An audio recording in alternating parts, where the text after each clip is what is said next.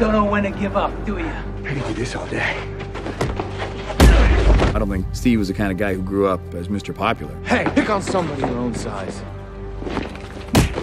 Bucky was the guy who's always been there, he's always had his back. Cap's allegiance, more than anything, is to Bucky Barnes, his best friend since when he was Steve Rogers, the 100-pound weakling.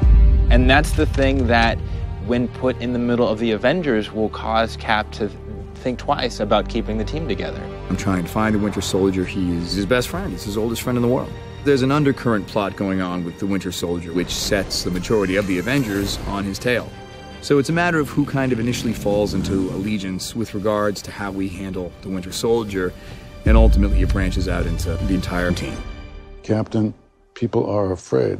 The Avengers have operated with unlimited power and no supervision. That's an arrangement the governments of the world can no longer tolerate.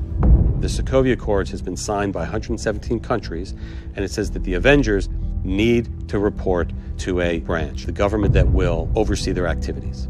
Steve Rogers says, well, I've worked for authority figures before. I remember when the World Security Council sent a nuclear bomb against Nick Fury's wishes to New York City that we had to stop. I remember when the organization I signed up with S.H.I.E.L.D. turned out to in fact be an evil organization, Hydra, that I thought I had defeated in World War II. Why do we think it's a good idea to have an authority figure? And that becomes the fundamental disagreement between them over the course of the film and leads to the inherent conflict of the title.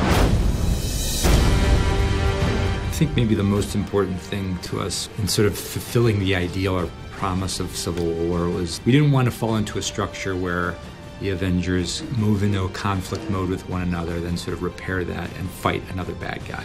It was very important to us that the structure of the film be such that the Act 3 climax was between the actual Avengers themselves. There's no clear evil villain on either side of this. It's just a matter of who do you agree with. That's what makes it such a good conflict, you know. It's not enemy versus hero. It's friends, it's family. I could do this all day. What do? We fight.